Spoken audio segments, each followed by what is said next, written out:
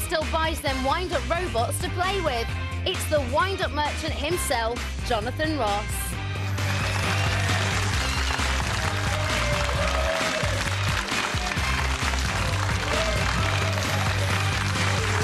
That's right, Kirsty, because every time I think about how much licence payers paid him, it winds me up. You're watching The Right Stuff with Richard Herring, Natalie Pinkham and Steve First. More on all of them on our website. You can also buy a copy of Richard's new book, How Not to Grow Up, from 5.tv/rightstuff as well. And you can join our new book club, which launches a week tomorrow. So much stuff to do, and you can do it all at home without any kind of exercise or fresh air, just using your mouse. Still to come, can something be outrageous, offensive and still funny? The lads' mag Zoo, here it is in trouble after advising a broken-hearted reader to slash his ex-girlfriend's face so no one else will want her. Women's groups are outraged, and yet the boys I know who read Zoo think it's hilarious. And boys is what they are. Hilarious nonsense. 0207 173 5555 is the number for your thoughts. Something else that Danny Dyer says in his column, by the way, is he says, I can't think of anything worse than being Prime Minister. Don't think you need worry too much about that, Danny. Let's move on to this talking point. Why won't we grow up? That is what Richard's book asks, and it's a fascinating question when you consider how many of us are doing everything we can to challenge and stave off the effects of ageing. You girls, £10.2 billion a year you spend on potions and lotions to keep yourselves looking young, and nearly £1 billion a year on cosmetic surgery. Why? Blokes, we spend huge amounts on boys' toys, sports cars, guilty, motorbikes, guilty, radio-controlled helicopters you can use inside the house, guilty twice. They are fun. Not to mention, though, mountains of other electronic toys, gizmos, the kind of rubbish and tat my parents couldn't afford to get me when I was young. So maybe I'm making up for all the deprivation and the missed experiences I encountered then. I suspect, actually, our reluctance to grow up reflects the fact we have too much time on our hands these days. 200 years ago, were men and women in their mid-40s clinging on to their youth? No. 100% definitely not. And you know why I know? Because we were all dead. On average, you pegged out at 41 back then, so not much point refusing to grow up. We didn't have weekends to play with our toys or go out clubbing, ladies, until the 1890s, because everyone worked 6 days a week until then. And yet, even in the Middle Ages, when life was short and fragile, women loved makeup. Elizabeth I's skin wrecked by the lead whitening she daubed on it. While men have been forever fascinated by the latest war toys, trebuchets, bow and arrow, gunpowder and so forth. So maybe we're not so different today. Psychologists tell us there's something called Peter Pan syndrome, because little Peter couldn't cope with being a grown-up. We lost boys, we're going to stay young forever.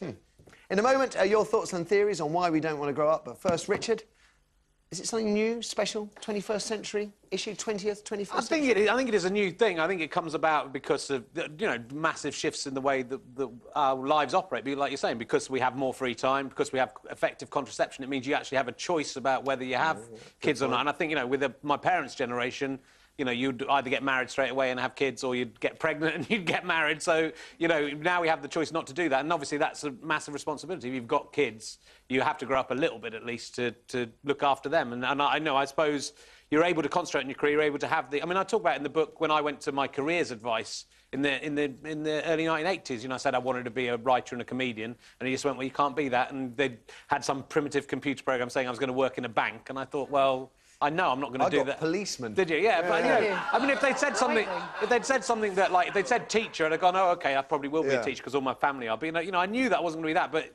But that was the, you know, even in the early 1980s, it was kind of a ludicrous idea to sort of take that step, and, you know, growing up in Somerset where they destroy sheds if they don't like people. Are we wasting our time? Are we frittering our lives away? I just think we have a lot of free time, and so, you know, it depends what you describe as a waste. You know, it's great to have leisure time, and it's great, you know, I think about my granddad, and, you know, he worked in the building trade and worked on the roads, and never went in a plane, I don't think, in his life. And, you know, and when I'm flying above the, you know, drinking champagne in a plane, I kind of think, well, what will my granddad think on this, you know, and would he think it's good or bad, you know? And I think try and shoot it down, probably. He probably would. Yeah. But, you know, but I think he would be, I think on a lot of levels he'd be pleased that, you know, I had that opportunity and that level, and that he had a grandson of his was able to reach that because he just didn't have the opportunity. I think I'm very similar to him. He was very funny and just gave that stuff away for free at work, you know, to his mates. You know, he wouldn't have ever... wasn't an opportunity to do what I do, you know. So I think he would be glad that I've been to university, which he never got the chance to do. And his dad used to throw books in the fire if he was reading books, you know. It's only because when we started off talking at the beginning of the show, you know, you said it's sort of a bit of a midlife crisis behind this. Is it something, though, that you've now come to terms with and you enjoy the fact that we can celebrate or recapture or continue to act like youthful idiots? I think it is. You know, I think it is about just getting the balance right. And I think we all go through these points. And it's not just about turning 40. I think that people have it at different ages, 25, 30, whatever, you know, 60, 70. And there's like little continental plates of your life, isn't it? And they touch at points and you have this problem and you're happy and then suddenly it's this turbulence and then you get to the next level and you're kind of OK again.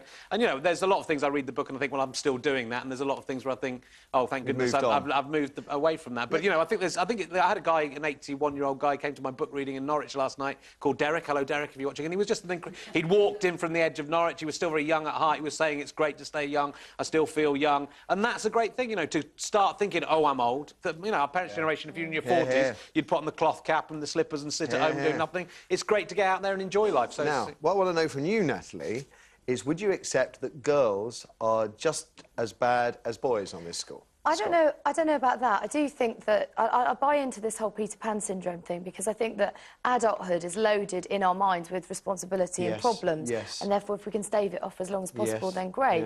I do think, as far as boys growing up, we women do need to take some of the blame for that.